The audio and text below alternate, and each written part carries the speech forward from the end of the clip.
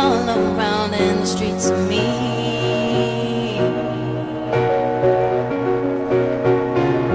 If I can make it here, I can make it anywhere, that's what they say.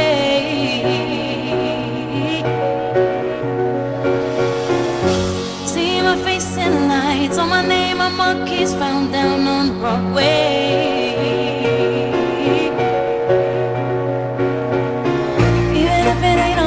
Seems I got a pocket full of dreams, baby, I'm from New York. Concrete jungle where dreams are made of. There's nothing you can't do. Now you're in New York. These streets will make you feel brand new. Big lights will inspire you. Hear it for New York, New York, New York. On the avenue, there ain't never a curfew. Ladies work so hard.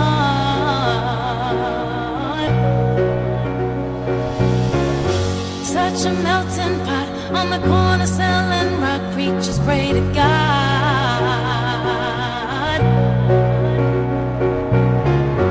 Yeah, the gypsy cab takes me down from Harlem to the Brooklyn Bridge.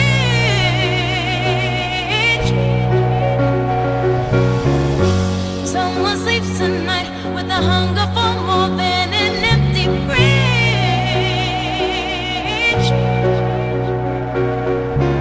I'ma make it by any means. I got a pocket full of dreams, baby, I'm from New York.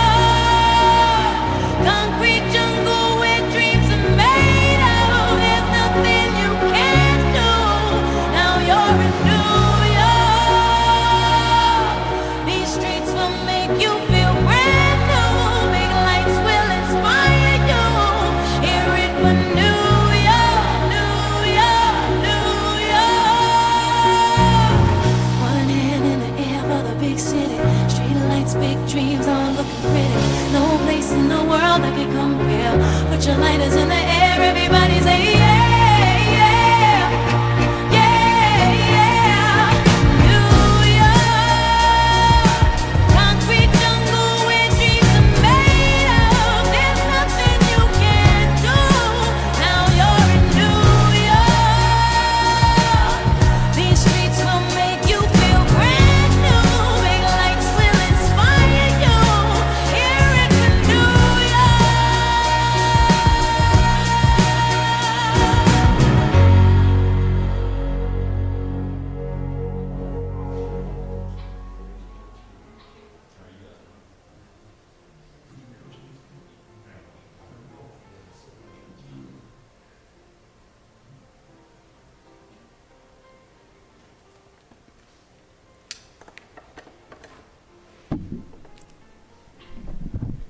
Okay, can you all hear me? Okay. Thank you so much for gathering with us this afternoon as we celebrate the life of Elaine Jordan. I'll start with a reading of a short poem entitled Afterglow by Helen Laurie Marshall. I'd like the memory of me to be a happy one. I'd like to leave an afterglow of smiles when life is done. I'd like to leave an echo whispering softly down the ways of happy times and laughing times and bright and sunny days. I'd like the tears of those who grieve to dry before the sun, of happy memories that I leave when life is done. I'd like to share a eulogy that was written by Elaine's sister, Julie. This was shared last week in the ceremony back in the UK for Elaine. So where there are I's, it's not me, it's Julie, as I'm reading from her point of view. Elaine is the eldest of two children of Jean and Wally. She was born in Chatham, England, and grew up in a small town called Northfleet. As a child, Elaine spent many weekends with her Aunt Joyce and Uncle Cliff, and she had a very close relationship with Joyce her whole life, as they would talk every night for the best part of 40 years. Our mom always encouraged our education, and when Elaine went to the grammar school, she was proud of her, and she went on to study history in 3 languages in which she was fluent in all, French, German, and Italian. Elaine started her working career in London as a personal assistant for David Sandeman at Sandeman's Port. 2 years later, Elaine was soon to embark upon a journey across the pond as she made a brave decision to move on her own to New York, where she got a job as an au pair. I always wondered if that is what put her off having children of her own. During this time, she met her future husband, Doug. A few years later, they married and lived in Roselle, New Jersey, with Tiffany, their American Cocker Spaniel. Elaine was then working in New York, where she worked for Lord Thompson. During her time there, she met some interesting characters, such as Robert Maxwell and none other than Donald Trump. Steve's brother Darren was in the Navy and was in the New York port on the HMS Ark Royal aircraft carrier, and somehow he ended up crashing at Elaine's after having a bit too much to drink. Elaine always thought that was really funny. Elaine trained to become a paralegal and moved on to work in a law firm in New York. When I married Steve, we traveled back to New York with Elaine and Doug, who had come to our wedding, and we fell in love with New York and the U.S. We would return every year, sometimes 2 or 3 times, and we all spent a lot of time together, even though so many miles were between us. We thank her for all the memories. Unfortunately, her husband Doug became unwell and lost his battle with cancer and passed away at the young age of 36, leaving Elaine a widow. Fortunately, she met Joe, who became her soulmate, and they married in West Palm Beach, and our parents, Steve, me, and the kids, her 3 aunts, Joyce, Eileen, and Shirley, all traveled to be there. Joe had a business selling and servicing cash registers across New Jersey and New York. Joe retired from his business, and they moved down to Manio, this beautiful place on the water, which Joe had been visiting for many years. They had 2 dogs, Maggie and Blair, yes, after Margaret Thatcher and Tony Blair. They spent many happy years in the Outer Banks on their boat, which Elaine always said she was the captain of, and Joe agreed. In early 2000, Elaine was working for a law firm in Kildable Hills as a property paralegal.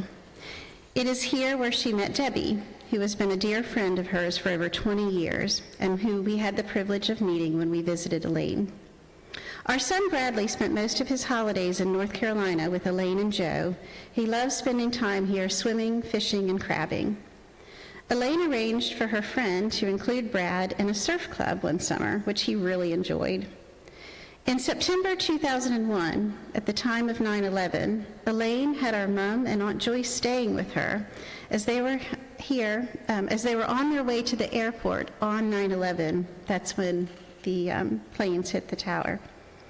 So they were not able to return to the UK as planned. Elaine was certainly happy to have her mom and Joyce here for another week, but kind of crazy to think that they weren't able to return because they happened to be here from England on 9/11. Elaine and Joe were due to move down to New Bern, North Carolina on the day that their house was completed, but Joe fell ill and died suddenly. Elaine was committed to move down to New Bern alone and got another job working in an attorney's office, but she wasn't really happy in New Bern, and it was an incredibly difficult time for her. So she decided to move back to the Outer Banks in Manio a year later.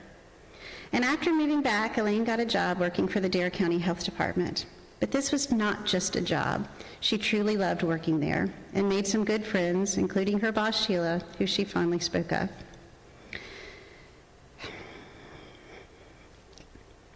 During her time here, she learned CPR and was able to start running training courses. And it's really nice to think that she had a hand in helping other people. Elaine never had any children of her own. However, she took a lot of interest in her niece and nephew, Samantha and Bradley. And she came to Malta for Samantha and Jason's wedding, and she always said it was a fantastic trip. When the COVID pandemic hit us all, Elaine was alone at home, and during this time, she decided to make a new start. And this was to move down to Orlando into a community called Sola Vita for over 55s. It was here that she met Trish, who was originally from Manchester, England, and like Elaine, had lived most of her life overseas. She made many friends in this community and enjoyed the facilities that it had to offer. A year after Elaine moved to Orlando, her good friend Debbie moved down there, as they hoped they would be able to spend much more time together. Unfortunately, shortly after this is where Elaine's story takes a turn. She was due to come to England and visit her family at the end of August 2022, and the week before, she said, "I don't feel well." And this is where her life was thrown into despair when she was told the devastating news that she had cancer. Her friends in Orlando were there for her through this journey, and they became even closer. Elaine went through the toughest of chemotherapy before and after having major surgery, which for a short period of time gave hope to her. It is during this time, after a visit from Steve and myself in Orlando, that she decided to move back to England to be near family. For a few months, she was kept busy with making arrangements to move back to the UK, and this was an exciting time for her. She shipped her dog Abigail over to us in the beginning of April this year, and she bought an apartment to near where we live in Rockingham, where she was looking forward to village life. She moved in with us while her apartment was getting ready, and she was enjoying her new life, meeting our friends and getting to know Rockingham. Elaine loved getting to spend time with Lacey and Freddie and hearing all about school and football. Unfortunately, this was not meant to be, as a month after having arrived in the UK, she started to feel unwell again. Elaine had a very difficult time moving from hospital to our house, to her apartment, and then finally into hospice for the final 5 weeks. She said many times, though, that she was happy that she had moved back to be with family. Steve and I were always there for her, and this is the same with Samantha and Bradley. During her illness, Elaine really struggled to communicate with people, and it was a battle of the mind for her. But she never stopped loving them, and they never stopped loving her. Thank you, Joe. I'm going to ask Jay Burris to come up and share a tribute now.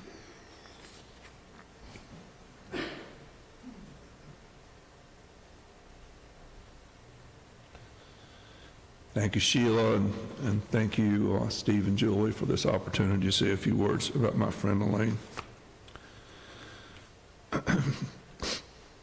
It was in August of 2013 that I first came to know Elaine.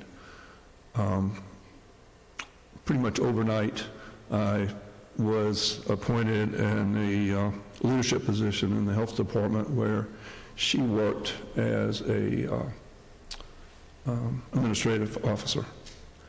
I quickly realized that I had a lot more responsibilities than I had expertise. And I had some great teachers and patient teachers, and many of them are here today, and I thank you all for that. But chief among those was Elaine. She was a lead instructor, if you will. That's because most of the things I had to learn at health were just things. Programs we operated, how they were funded, how they were implemented, how they were monitored, and so on. And none of it was simple. They're government programs, if you mind you, but pretty straightforward, pretty concrete. But what Elaine taught me about was something much more complex and much more nebulous and much more important, and that's the culture of the organization. I had some notion of the culture at health because I'd seen it from afar over the years, but Elaine knew the soul of the organization. She knew how it lived and breathed. She knew how it had come to be, what it was, how it evolved. She knew the strengths. She knew the areas that needed some TLC. And she shared them with me. And it made all the difference. We worked closely together, and she was a little slow to warm up, maybe. And to be fair, it was very sudden. It was a shotgun marriage, but she came around. It was just her nature. And she got to know me a little bit, but it was just her nature to be helpful and friendly and want everything she was involved in to be best it possibly could be. That was her nature. So she became very quickly my confidant and my advisor. Now, she did it in her own way. She was forthright and honest, sometimes brutally honest. I remember once I was thinking about doing something, and I kind of floated it by Elaine, and she just looked at me with that big smile and goes, "That's not going to work here." And I remember something else we were kind of talking about, and she didn't even really say anything. She just gave me that look, and you could see her mind going, "That's the dumbest thing I have ever heard of." And I listened. But on the flip side of that, she shared good ideas with me, and a lot of things that some of you might think I came up with. They were just Elaine's ideas. I just basically did what Elaine would have done if she was in charge. And we moved on pretty quickly from there to more than colleagues. We became friends. I think part of it is because we worked so close together. I think part of it was because we went through a couple of tough things together, and that, brings people together in a way that easy times don't. Also, I think it's because we had kind of a shared sense of humor. One thing I loved about her was that she took everything seriously except for herself. She had the ability to laugh at herself. And in addition, I have a daughter that lives in London. She's been there for 15 years, and so Elaine always liked to talk with me about, how they were doing, and like with Elaine. And what I gave her a hard time about was, here, if you were doing something and something didn't get done, you might say, well, it fell off the table, or it fell between the cracks. But in the UK, or at least what Elaine said, was it fell between the chairs, which always struck me as funny. And so it was not unusual for us to be working on something and one of us would look at each other and say, it just fell between the chairs. So there was that. When I left in 2018, I retired. It's not bad. I retired in 2018. And we were certainly not in contact. We were after that time, but we stayed in touch. When she told me she was going to Florida, honestly, I wasn't sure it was a good idea. I knew she had a community here. I knew she had friends. And I wasn't sure, about what it would be when she moved. But I told her after she got there, and it sounded kind of like the eulogy said, that she made a lot of friends and had a good support community. And of course, I always wanted her to tell me about her boyfriends, but she never was too forthcoming with that. But I always told her I knew she only went because there's a bunch of guys there 55 and older. And then when she got ill, I called her, and I kind of checked in to see that the support was there that she still needed, and it was. She said lots of good things about friends there and support. But I was really glad to see her go back to the UK when she did. Thought that was a good move. There's a time when it's nice to be around family, and I'm glad she had that little interlude there where that was kind of possible. But at the same time, I'm glad she's here today, back in Manio. The UK was her home, but Manio was her adopted home. She loved us, and we loved her. And I'm glad she chose to be laid to rest here. Of course, her husband is here, but a lot of friends and support system here. I think a lot of people will be happy that Elaine's with us. She lived a good life. She's a wonderful woman, warm, caring, honest, trustworthy. Elaine did not let life fall between the chairs. Thank you.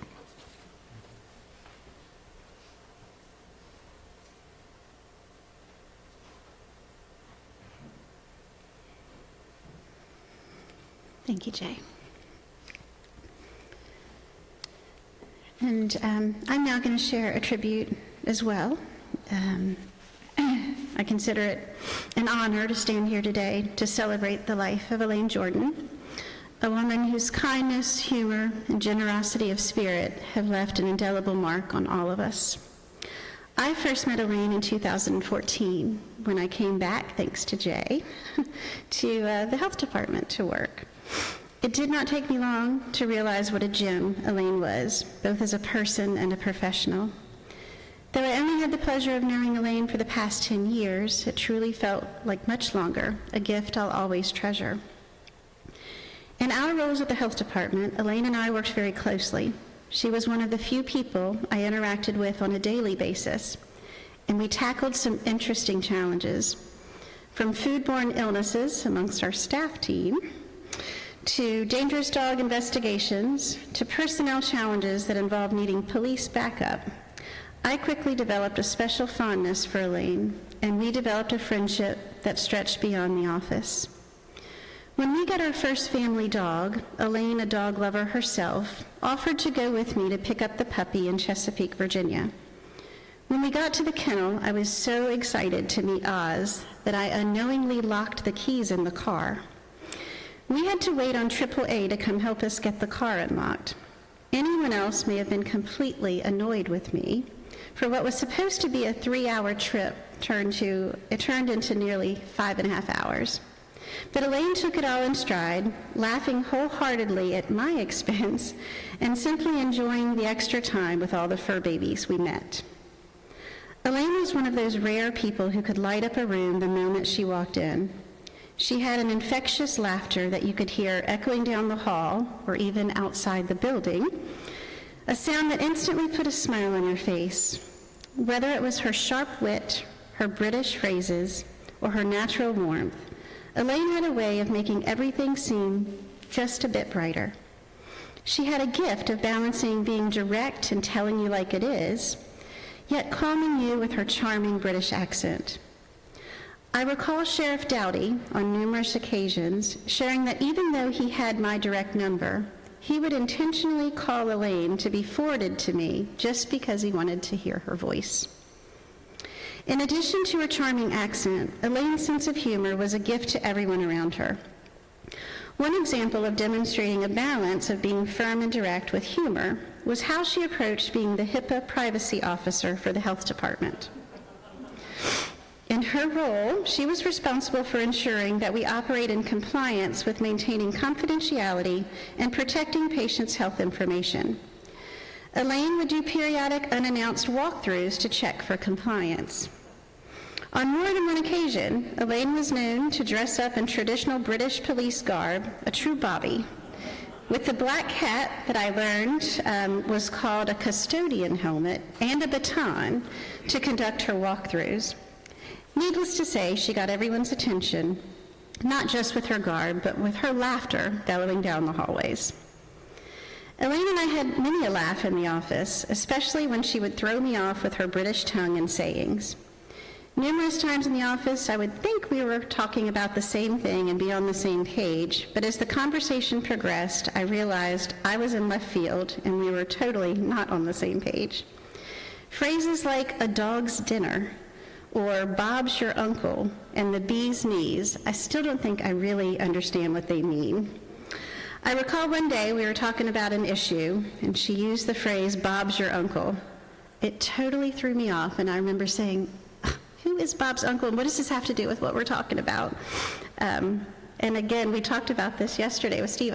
He tried to explain it, and it's just not clicking. But anyway, Elaine can laugh at me about that. Elaine and I share a love for football, or American soccer. My love is relatively young. It developed over the past 13 years in following my oldest son, Wyatt. Elaine's love goes much deeper and much longer and started when she was a child, going to games with her uncle and her dad. Her love was so strong, she literally would take vacation leave for a week or more at a time every 4 years during the World Cup. She would stay up in the wee hours of the morning watching the matches. And even when Elaine was unwell, her love for the game never faltered. Some of our latest text exchanges before she passed were in a banter about which head coach in the Premier League was the most attractive. Elaine was enamored with Mikel Arteta, the head coach of Arsenal, her favorite team. But I'm a diehard fan of Pep Guardiola, the head coach of Man City. And I'm sorry, Julie and Steve, I understand you don't agree with me either on that one. But Elaine always had a way of making every conversation a little more fun, no matter what the subject. She had a passion for life, whether it was cheering for her favorite football team, following politics here and abroad, taking time off for the World Cup, spoiling her beloved puppies, sharing stories of her family back home in England, or driving around in her golf cart in Florida.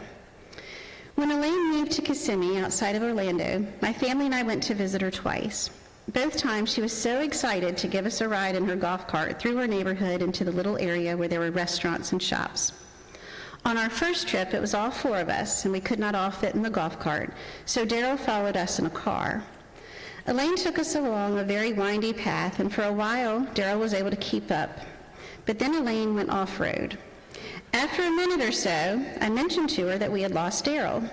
She looked back and realized that the road had come to a dead end, and she had forgotten he was following us. She started laughing an uncontrollable laugh. She found it hilarious that we had lost Daryl. Of course, with GPS, he found us on his own and met us at the restaurant, but throughout lunch, she continued to laugh about losing him. Elaine was a woman of incredible depth and intelligence. She had an unwavering attention to detail. She was outstandingly organized and an avid planner. She had incredible penmanship and could write the most amazing letters. She was a brilliant communicator and was fluent in multiple languages, including German, Italian, and French. But beyond the brilliance and talent, beyond the laughter, beyond the quirks and sayings, what truly defined Elaine was her kindness. She had a huge heart, one that made everyone around her feel seen and valued. She never hesitated to offer a kind word, a listening ear, or a helping hand. Among Elaine's greatest loves are her family, her fur babies, her husband Joe, and the Outer Banks, specifically the town of Manio. Elaine's final wishes included returning to Manio to be laid to rest beside her beloved Joe. Orchestrating this return has been quite the task, and I want to thank Julie and Steve and the team at Twyford's for making this happen. I also specifically want to thank Julie and Steve for allowing this service and giving us the opportunity, for those of us who loved Elaine, to share in her memories with you. Okay, I'm going to try to close this. Elaine, you were a gift to all of us, and while we are heartbroken by your passing, we are grateful for the time we had with you. You've left us with memories that will never fade. Your laughter and your love and your warmth will stay with us forever. Thank you. We are asked now to join in singing, it's in your program, the song Amazing Grace.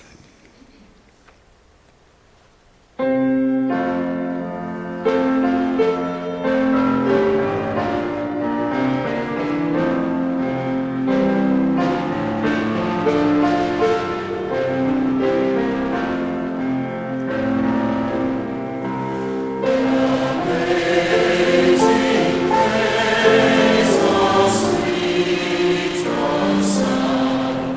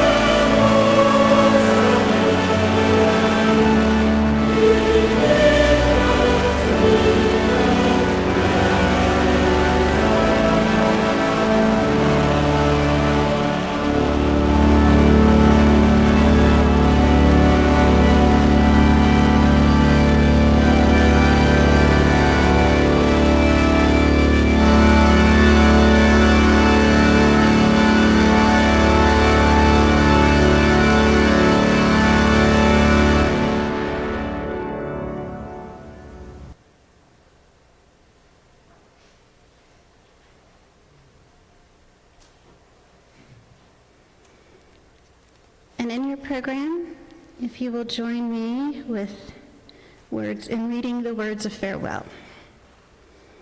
Elaine, we bid you farewell. We rejoice that we knew you and walk the paths of our lives with you. We treasure the memory of your love and your kindness, of your skills and your achievements, of your wisdom and your good humor. With sorrow, we bid you farewell. With love, we leave you in peace. Julie and Steve have asked if you would like to join us over, we'll follow Twyford's, where Elaine is laid to rest.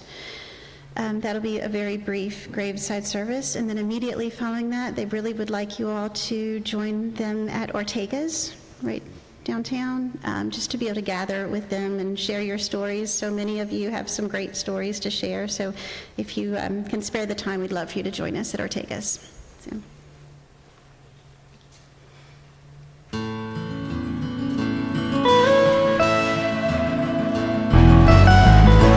Almost heaven, West Virginia, Blue Ridge Mountain, Shenandoah River. Life is old and older than the trees, younger than the mountains, growing like a breeze. Country roads, take me home place I belong, West Virginia, Mountain Mama, take me home, country roads. All my memories together round her, minus a lady, stranger to blue water.